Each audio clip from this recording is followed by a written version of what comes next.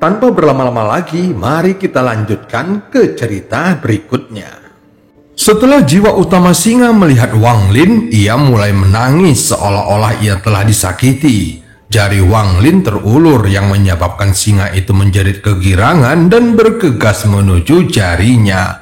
Akhirnya tanda itu menghilang di jarinya dan tanda berbentuk singa muncul di ujung jari Wang Lin. Orang-orang di sekitarnya sudah terbiasa dengan kendali Wang Lin atas fragmen jiwa. Jadi tak seorang pun dari mereka yang terkejut dan semuanya menundukkan kepala dengan penuh hormat. Wang Lin melangkah selangkah demi selangkah dan tiba di samping 13. Setelah menundukkan kepalanya untuk melihat, ekspresinya langsung menjadi gelap. Dia melihat garis merah bergerak seperti naga di sekujur tubuhnya. Wajah 13 juga pucat dan sama sekali tidak bernafas. Wang Lin segera berlutut dengan lembut lalu menekan jari kanannya di dada 13. Tiba-tiba terdengar teriakan tajam dari tubuhnya dan pada saat yang sama garis merah melesat keluar dari tempat Wang Lin menekan dan melesat langsung ke arahnya. Tatapan mata Wang Lin menjadi dingin dan kekuatan tak terlihat muncul di sekujur tubuhnya. Terdengar suara keras seolah-olah garis merah itu telah mengenai plat baja dan garis itu terlempar ke belakang dengan kuat. Pada saat ini Wang Lin menggerakkan tangannya dan menangkap garis merah itu. Dengan sekali tarikan, terdengar suara teriakan keras dan garis merah itu pun tercabut dari tubuh 13. Garis merah ini panjangnya lebih dari 10 kaki dan bergerak seperti ular. Ujung lainnya bergerak ke arah Wang Lin, tetapi sekali lagi terhenti. Rasa dingin di mata Wang Lin meningkat dan energi spiritual surgawi di dalam tubuhnya melonjak seperti orang gila. Dia meremasnya dengan kuat dan setelah serangkaian suara letupan, garis merah itu hancur menjadi debu dalam 3 tarikan napas. Setelah garis merah menghilang, wajah 13 perlahan memerah. Meskipun dia masih sangat lemah, namun kondisinya tidak lagi mengancam jiwa. Ekspresi wajah Wang Lin dingin. Dia dapat segera melihat bahwa kemampuan 13 telah terbuang sia-sia. 3 bintang energi spiritual iblis yang dikumpulkan 13 dari kultivasi mantra pemurnian jiwa semuanya hilang. Jika hanya itu yang terjadi, mungkin akan baik-baik saja. Tetapi semua meridian di tubuhnya hancur dan semua bendera jiwanya juga dicuri. Musuh bertindak sangat kejam tetapi tidak membunuh 13. Sebaliknya, dia membiarkan singa membawa 13 kembali yang berarti orang itu jelas memiliki tujuan lain.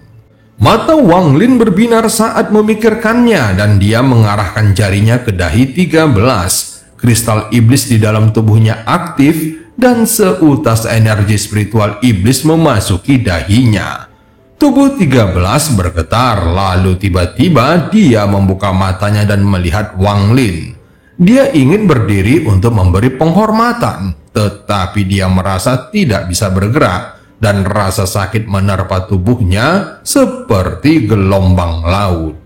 13 berusaha keras untuk membuka mulutnya. Dalam keadaannya saat ini, dia secara tidak sengaja memanggil apa yang selalu dia anggap sebagai Wang Lin di dalam hatinya. Tuan. Mata Wang Lin berbinar mendengarnya, tetapi dia tidak berbicara.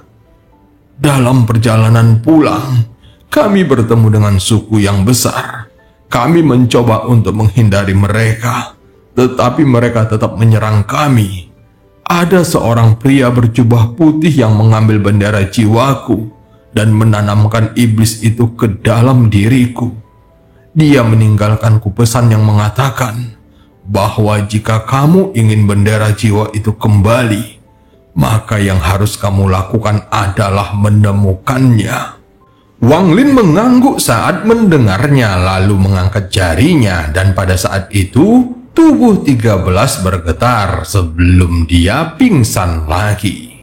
Bawa dia untuk beristirahat. Setelah Wang Lin mengucapkan kata-kata itu, dia melangkah maju dan menghilang.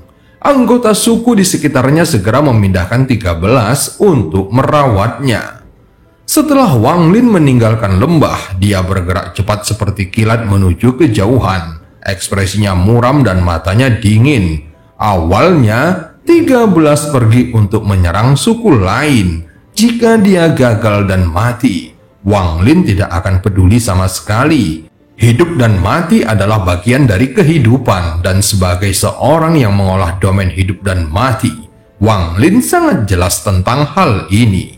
Namun bukan itu yang terjadi di sini. 13 sedang dalam perjalanan kembali dan diserang ketika melewati suku lain. Musuh juga tidak membunuhnya, tetapi menanamkan iblis di dalam tubuhnya. Jika memang itu yang terjadi, maka itu akan baik-baik saja sebagai pelajaran. Tetapi mereka juga menghancurkan meridiannya dan bahkan mengatakan bahwa jika dia menginginkan bendera jiwa itu kembali, maka dia harus mencarinya. Akibatnya maknanya berubah. Ini adalah ejekan, atau bisa dikatakan sebagai surat tantangan, dan menjadikan 13 sebagai surat tantangan. Karena orang ini mengirim surat tantangan, maka Wang Lin ingin melihat orang macam apa yang tinggal di suku itu sehingga berani memprovokasinya. Wang Lin sangat cerdas. Jika tingkat kultivasi orang ini jauh lebih tinggi darinya, maka dia akan kembali ke desa, mencari cara untuk menyembuhkan 13 dan kemudian menghindari suku ini. Meskipun ada kemungkinan seperti ini, namun tampaknya itu sangatlah kecil. Dari apa yang dilihat Wang Lin dari mantra yang digunakannya pada 13, orang itu hanya berada di sekitar tahap formasi jiwa. Memikirkan hal ini, dia mendengus dingin dan bergerak lebih cepat seperti meteor. Suku air surgawi tinggal di dataran luas di sisi barat laut tanah roh iblis. Ada tanah datar di sekitar area tersebut, dan awalnya itu bukanlah tempat yang bagus untuk ditinggali. Tetapi ada formasi kuno di sini. Formasi ini sangat kuat saat diaktifkan. Semua yang berada dalam radius 5 km akan aman.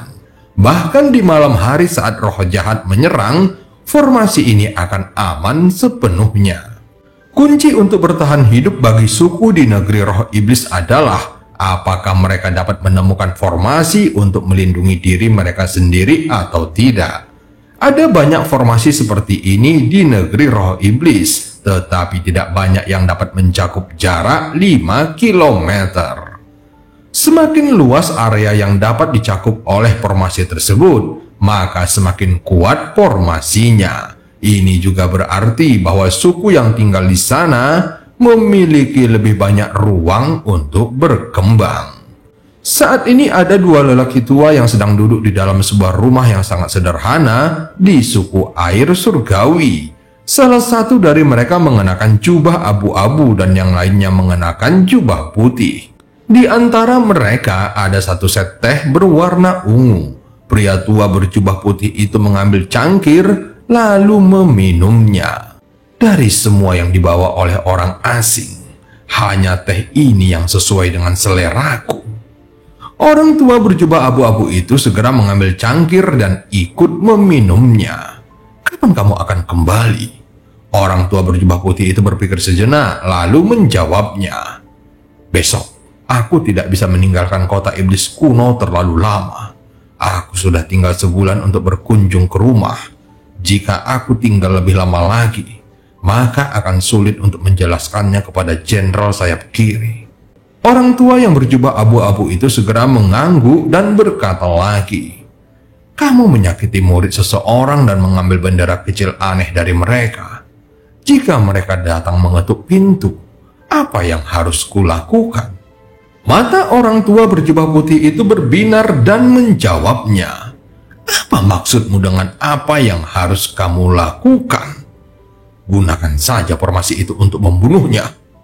Orang tua berjubah abu-abu itu mengerutkan kening lalu berkata dengan nada yang serius. Orang-orang itu tidak sederhana. Hampir semuanya memiliki satu bintang energi spiritual iblis, dan semuanya telah mempelajari mantra iblis, terutama orang yang memimpin. Dengan bendera-bendera kecil itu, dia mampu mengendalikan roh-roh iblis untuk menyerang. Awalnya mereka menghindar dari kita, tetapi kamu tertarik dengan bendera kecilnya. Kamu tidak hanya membunuh mereka dan mengambil harta karunnya, tetapi kamu bahkan membiarkan pemimpinnya pergi sebagai tantangan untuk memancing orang di belakangnya keluar. Apa yang kamu lakukan itu agak keterlaluan. Mendengar kata-katanya, pria berjubah putih itu tertawa dan berkata, "Aku adalah pengawal kehormatan di bawah jenderal sayap kiri kota iblis kuno. Bagaimana mungkin membunuh beberapa orang biadab dianggap terlalu berlebihan? Selain itu, aku menyimpulkan bahwa orang di belakang mereka tidaklah kuat. Mengapa orang itu masih ada di sekitar sini dan tinggal bersama suku-suku di sini? Jika dia memang kuat, dia pasti sudah pergi ke kota iblis kuno untuk mendapatkan posisi yang lebih baik. Aku memancingnya ke sini agar mendapatkan metode sebenarnya untuk menggunakan bendera kecil ini. Jika dia datang, itu akan bagus. Jika tidak, maka aku yang akan mengikuti tanda yang telah kutinggalkan pada pemuda itu dan mencurinya." Mendengar kata-katanya, orang tua berjubah abu-abu menghela nafas panjang dan bertanya, "Apakah mantra yang keluar dari pemuda itu palsu?" Mata pria berjubah putih itu berbinar dan dia berkata dengan nada yang suram, "Itu tidak palsu, tetapi belum lengkap. Seharusnya masih ada lagi." Pria tua berjubah abu-abu itu mulai berpikir dalam diam. Dia tidak memiliki kesan yang baik terhadap sesama anggota sukunya yang pergi ke kota iblis kuno dan mendapatkan posisi di sana. Tak lama kemudian, tepat saat dia hendak membuka mulutnya, tanah mulai bergetar seolah-olah ada seekor naga raksasa yang bergerak di bawahnya. Kemudian terdengar suara gemuruh keras di seluruh wilayah suku. Wajah lelaki tua berjubah putih itu tampak muram, lalu dia berjalan keluar ruangan. Terlihat ada seseorang yang melayang di langit. Dia mengenakan jubah putih yang berkibar tertiup angin dan rambut panjangnya berkibar di belakang kepalanya, sehingga memancarkan aura iblis. Tentu saja dia adalah Wang Lin yang datang dalam keadaan marah. Pada saat ini, mata Wang Lin menjadi dingin dan energi spiritual surgawi di dalam tubuhnya melonjak. Dia segera melangkah dan gelombang kejut bergetar di seluruh area. Daerah selebar 5 km di bawahnya menunjukkan tanda-tanda runtuh dan teriakan kaget dan teror datang dari bawah. Namun saat tanah mulai runtuh, hamparan hijau muncul dari area selebar 5 km. Tanah segera kembali normal dan kekuatan dahsyat langsung menyerang Wang Lin. Saat ini Wang Lin bergumam pada dirinya sendiri, kemudian mengangkat ibu jarinya dan menekannya ke bawah. Dia meningkatkan kekuatan jari kematian hingga mencapai puncaknya. Jari ini menyebabkan seluruh makhluk hidup diselimuti aura kematian. Bahkan langit pun meredup dan menunjukkan tanda-tanda kehancuran. Ibu jarinya terus menekan ke bawah dan bertabrakan dengan riak-riak di langit. Gelombang kejut itu segera mulai melengkung dan bergerak di sekitar jari Wang Lin saat dia menekan ke bawah. Seolah-olah ada percabangan di sungai yang memaksanya terbelah menjadi dua sisi. Mata Wang Lin berbinar dan dia berteriak dengan keras, "Hancurkan!" Dengan satu kata, cahaya hitam bersinar dari jari Wang Lin. Riak-riak itu segera runtuh dan dengan cepat menyebar hingga semua riak menghilang. Wang Lin masih melayang di langit dan menatap dingin ke arah suku di bawahnya. Semua orang di daerah selebar 5 km itu keluar dari rumah mereka dan mendongak untuk menatapnya dengan ketakutan. Wang Lin bukanlah orang yang membunuh tanpa pandang bulu. Di antara orang-orang ini, hanya ada dua orang yang menarik perhatiannya. Keduanya adalah orang tua yang mengenakan jubah abu-abu dan yang lainnya mengenakan jubah putih. Pada saat ini, hati orang tua berjubah abu-abu itu terasa sangat getir dan dia mendesah penuh penyesalan. Kali ini mereka telah mengacaukan orang yang seharusnya tidak mereka ganggu. Fakta bahwa orang ini dapat meniadakan kekuatan pantulan dari formasi hanya dengan satu jari berarti kultivasinya tidak lemah. Adapun lelaki tua berjubah putih itu, dia langsung terkejut melihatnya.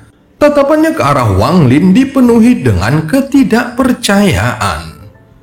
Kenapa orang kuat seperti ini tinggal di suku orang biadab itu? Tingkat kultivasinya hampir sama dengan tetua di Istana Jenderal. Aku khawatir aku tidak mampu menghadapinya. Tatapan mata Wang Lin dingin saat dia perlahan berkata, "Siapa yang mengirimiku surat tantangan? Keluarlah." Pada awalnya suaranya terdengar tenang, tetapi ketika turun ke tanah, suaranya meraung seperti guntur surgawi. Pria tua berjubah abu-abu itu tiba-tiba menjadi pucat pasi. Tubuhnya bergoyang ke belakang dan dia mundur beberapa langkah. Kemudian darah mengalir keluar dari sudut mulutnya dan keterkejutan di matanya mencapai batasnya. Adapun pria tua berjubah putih itu hampir tidak bisa berdiri tenang. Dia segera mengatupkan giginya dan berteriak, "Siapa kamu? Aku Diaken Jenderal sayap kiri di kota iblis kuno." Tatapan dingin Wang Lin jatuh pada orang ini dan dia berkata dengan dingin, "Seharusnya itu kamu. Aku bisa merasakan aura bendera jiwa di tubuhmu. Kamu mencari kematian." Hati pria tua berjubah putih itu bergetar saat dia mengatupkan giginya dan berkata, "Iya, orang tua inilah yang mengambil bendera-bendera kecil itu. Jika kamu punya keterampilan, maka hancurkanlah formasi ini lalu ambillah." Wang Lin menatap dingin ke arahnya dan berkata dengan tenang, "Apakah menurutmu formasi ini dapat menghentikanku?" Wang Lin langsung menyentuh tas penyimpanannya dan sebuah kapak raksasa yang membelah langit dan bersinar hitam muncul di udara. Saat kapak raksasa itu muncul, suara gemuruh datang dari langit dan bola-bola petir muncul di sekitar kapak itu. Kemudian, pupil mata lelaki tua berjubah putih tiba-tiba mengecil dan lelaki tua berjubah abu-abu segera berseru, "Orang asing!" Ekspresi Wang Lin dingin saat dia meraih kapak pembelah langit dan mengayunkannya secepat kilat. Sinar energi kapak sepanjang 100 kaki jatuh pada formasi tersebut bersamaan dengan beberapa bola petir. Terdengar suara ledakan yang begitu kerasnya, sehingga orang-orang di lembah pun dapat mendengarnya dengan jelas. Wang Lin tidak berhenti dengan satu ayunan. Dia terus mengayunkan kapaknya ke arah formasi seperti dewa perang iblis kuno. Wajah lelaki tua berjubah putih itu benar-benar pucat dan penyesalan di hatinya telah mencapai batasnya. Cahaya hijau menyala terang di sekitar area selebar 5 km. Setiap kali kapak itu jatuh, kilatan cahaya hijau akan meniadakan kekuatan kapak dan bahkan menyerap sebagian untuk meningkatkan kekuatan formasi. Akibatnya, terbentuklah siklus yang tak berujung. Formasi ini tidak hanya sedikit lebih kuat daripada formasi di sekitar lembah, tetapi memiliki kemampuan menyerap serangan. Setelah bertahan beberapa saat, lelaki tua berjubah putih itu akhirnya menghela napas lega. Ekspresinya berangsur-angsur kembali normal saat dia melihat Wang Lin yang masih mengayunkan kapak dan mencibirnya. "Bagaimana formasi di sini bisa hancur? Hanya karena kamu mengatakan akan menghancurkannya." Lelaki tua berjubah abu-abu di sebelahnya juga menghela nafas lega. Dia sangat jelas tentang kekuatan formasi itu. Dan saat ini, dia merasa sepertinya orang asing itu tidak cukup kuat untuk menghancurkannya. Ekspresi Wang Lin masih dingin. Kekuatan formasi ini berada di luar dugaannya. Dia segera mundur dan menatap formasi itu. Aku tidak akan bisa menerobos formasi ini dengan paksa dalam waktu singkat. Dan bahkan jika aku menggunakan pembatasan, akan butuh waktu yang sangat lama untuk mempelajarinya. Seolah-olah dia telah melihat kekhawatiran Wang Lin, lelaki tua berjubah putih itu langsung tertawa dan berteriak. Bahkan jika kamu memiliki mantra surgawi, formasi ini bukanlah sesuatu yang dapat kamu hancurkan. Kusarankan kamu segera pergi sebelum kamu mempermalukan dirimu sendiri. Wang Lin menatap orang itu dengan dingin, kemudian memperlihatkan sedikit rasa jijik dan berkata dengan dingin, "Oh, benarkah?" Setelah mengatakannya, dia segera melempar kapaknya. Kali ini sasarannya bukanlah formasi, melainkan tepian area 5 km yang dicakup oleh formasi itu. Kapaknya bergerak bagai kilat dan tiba-tiba mendarat di tepi area seluas 5 km yang menimbulkan suara dentuman keras. Karena berada di luar formasi, kapak itu meninggalkan jurang yang dalam di tanah seperti sedang memotong tahu. Wang Lin mengangkat tangan kanannya, lalu menunjuk ke tanah dan menggambar sebuah lingkaran. Terdengar suara gemuruh lagi saat kapak itu bergerak di bawah tanah dengan kecepatan yang sangat cepat. Orang tua berjubah putih itu terkejut karena dia tidak yakin apa yang dilakukan oleh orang asing ini. Tatapan mata Wang Lin menjadi dingin saat dia menarik napasnya dalam-dalam, lalu mengangkat tangannya dan berteriak, "Bongkar!" Kata-kata ini bagaikan guntur saat keluar dari mulut Wang Lin. Kekuatan misterius tiba-tiba mengelilingi area yang ditutupi oleh formasi tersebut dan mulai bergetar hebat. Saat berikutnya, Wang Lin berteriak sekali lagi, "Bongkarlah untukku!" Urat-urat di lengannya menonjol saat dia mengangkat lengannya. Serangkaian suara gemuruh terdengar dari bawah tanah seperti yang belum pernah terjadi sebelumnya. Pada saat ini, sebuah pemandangan yang mengejutkan pun terjadi. Area di sekitar formasi itu digali dari tanah oleh tangan tak terlihat dan diangkat ke udara. Gelombang tanah dan debu berterbangan, serta daerah di sekelilingnya langsung tertutup tanah. Ketika tanah tampak sudah tenang, dapat dilihat bahwa daratan selebar 5 km itu mengambang beberapa puluh kaki di atas tanah. Dan sejumlah besar tanah berjatuhan darinya. Kemudian, sebuah cekungan raksasa tiba-tiba muncul di tanah. Sebelumnya, Wang Lin mengendalikan kapak untuk menggali tanah seluas 5 km, sehingga hal ini memungkinkannya untuk mengangkat tanah ini ke udara dengan mantra. Seketika, semua penduduk desa berteriak ketakutan. Mereka belum pernah melihat kejadian seperti ini seumur hidup mereka, dan itu di luar imajinasi mereka. Tubuh lelaki tua berjubah abu-abu itu menjadi lemas dan jatuh ke tanah. Wajahnya benar-benar pucat dan ketakutan di matanya muncul sekali lagi. Orang ini gila, semua orang asing gila. Dia menggali tanah yang dilindungi formasi itu dari dalam tanah. Tubuh lelaki tua berjubah putih itu juga gemetar. Dia tidak pernah membayangkan orang asing ini akan berpikir seperti itu. Rasa dingin di mata Wang Lin begitu kuat. Walaupun dia tidak bisa menghancurkan formasi dengan cepat, tetapi dia bisa mengangkatnya.